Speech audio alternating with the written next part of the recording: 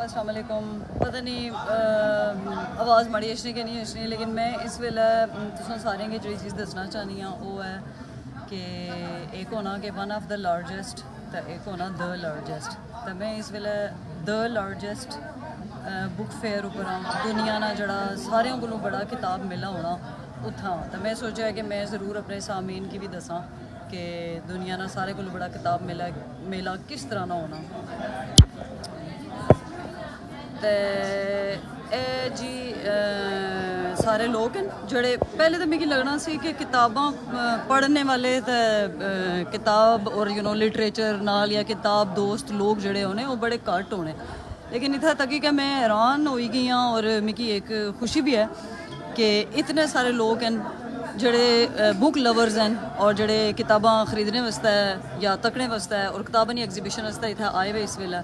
तो मैं तुसेंगी चाहनी हाँ कि कुछ एक हॉल ने अंदर जुलां तो थोड़े जे इत्थै मुख्तलिफ स्टॉल्स हैं, दुनिया भर ने जितने भी पब्लिशर्स हैं वो इत्थै जमा होने हर साल। ये इस दफ़ा जोड़ा है 75वां या 75th बुक फेयर है हर साल। ये जर्मनी ने शहर फ्रैंकफर्ट ने अंदर होना। तो जब तक अस कुछ हॉल पहुँचना है तब तक मैं कैमरा अपने इधर मोड़ा, क्योंकि मैं टुरने लोगों की वीडियो बनाने भी कोई चंगी गल नहीं होनी। बहरहाल इधर शोर है बहुत, हमारे को कोई माइक्रोफोन हेडफोन कुछ भी नहीं। और मैं सोचा कि बस थोड़ा जा मैं तुम सारे नाल शेयर करा। काफ़ी दिन हो गए से कोई मैं नवी पहाड़ी शायरी वगैरह भी नहीं शेयर की। तो मैं कुछ बहरहाल इत्थै जेह्ड़ा न दुनिया नहीं हर मुख्तलिफ जुबाना ने बुक स्टॉल्स लगे होने, मुख्तलिफ मुल्का ने जेह्ड़े पब्लिशर्स हैं वो इत्थै आशने हर साल अपना स्टॉल लाने। और बहुत सारे जोड़े विजिटर्स हैं। 5 दिन ना ये मेला होना टोटल किताब मेला। और तुम यकीन कर सो कि इतनी ज़्यादा इत्थै सिक्योरिटी टाइट है, इतने ज़्यादा जोड़ा इस वेले इन्ना पूरे 5 दिनों में लोग अचने रहे। और मैं लोगों ना पैशन तक कि हैरान हाँ कि इतने ज़्यादा लोग बुक लवर्स हैं कि सुबह तुम अचने और इतना खूहे से खूहा छिलना नहीं जिसके आने उस तरह की हालत होनी। लेकिन उसके बावजूद लोग जड़े वो बिल्कुल कोई जितने मर्जी वो थके हुए जितना मर्जी है। इतनी बड़ी बिल्डिंग है कि इस बिल्डिंग तो नहीं आई सकने, पूरा एक वो स्क्वेयर ऑफ बिल्डिंग्स है जिसने भी सारा अरेंज किया हुआ। लेकिन people are so much passionate और सारा दिन भावें वो थकने ना धुप तकी ना बारिश तकी। और माड़े इसदा बहुत ज़्यादा एक हैरान कौन गल सी कि असाने मुल्क जिस वेले कोई खाने पीने वाला मेला होना, जश्न बहारां होनियां, तो मैं बहुत सारे लोग तक कि ठीक है जी हर बंदा पहुँचा होना। लेकिन जिस वेले पूरे कोई किताब मेला होना, कोई लिटरेरी फेस्टिवल होना, तो पहली तो गल है कि असाने पासे जड़ियाँ कोई कम्मै दियां किताबां होनियां वो बैन ही होई जानियां, उन्हां पर बैन लगे होने। और वो आम बंदे थोड़ी कोई अकल नहीं गल पहुँचना ही बड़ी मुश्किल गल है असां जैसे मुल्कां ने अंदर।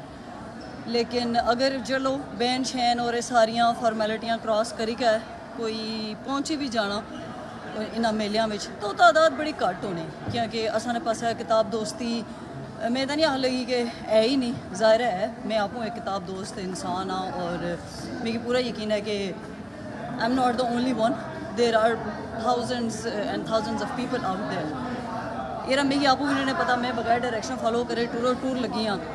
तो मैं चाहनी ऐसी हाँ कि मैं कुछ हॉल में तुसेंगी नहीं जुलां एक बारी अंदरों हॉल ना अस एक इनसाइड व्यू मैं तुसें नाल भी शेयर करा अपना तजर्बा।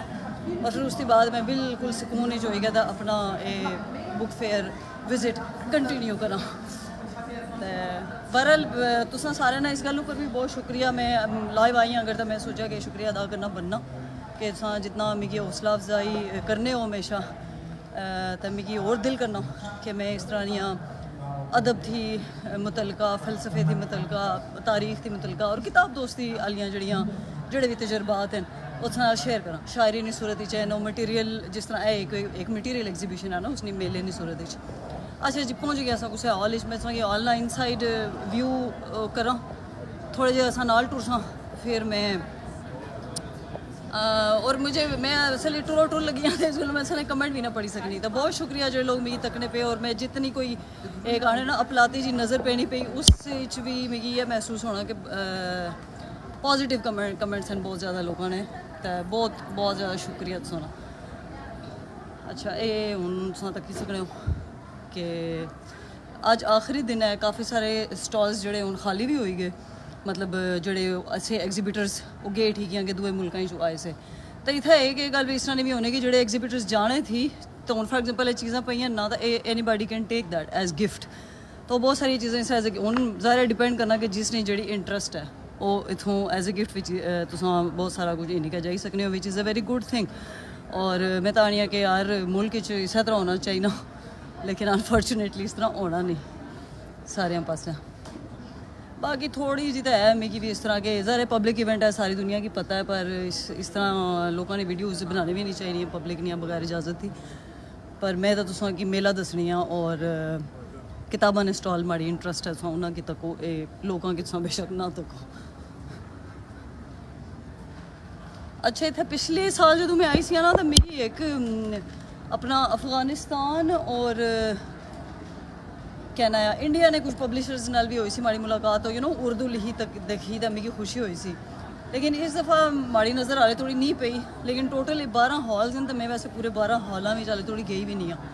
तो हो सकना कि कुछ हॉल उन्होंने ड्यूटी लगी होगा, तो जब मिगी कोई उस तरह ना दोबारा लभना अपना देसी कोई पब्लिशर और कोई अपना देसी ऑथर आया है, देसी की माड़ी मुराद पूरे सब कॉन्टीनेंट ना जड़ा, ज़रूरी नहीं कि सिर्फ आज़ाद कश्मीर तो पाकिस्तान ने लोग। तो फिर मैं इंशाल्लाह उन्होंने स्टॉल पर जी कोई माड़े को अपडेट हुई तो मैं जरूर साथ शेयर करसा। फिलहाल मैं हूँ जुली हाँ क्योंकि मैं नहीं चाहनी कि हमारा सारा फोकस कैमरे ऊपर होगा, मैं आपू ज़रा इन्होंने किताबा नहीं कोई लोड़ परत करसा और सुकून नाल जड़ा तो मैं इन्होंने किताबा की तकना चाहनी हाँ, पढ़ना चाहनी हाँ, अपने कम्में कोई चीज़ इतों चाह सा। तो बहरहाल बहुत शुक्रिया सारे तकने ना सुनने ना। खुदा हाफिज़।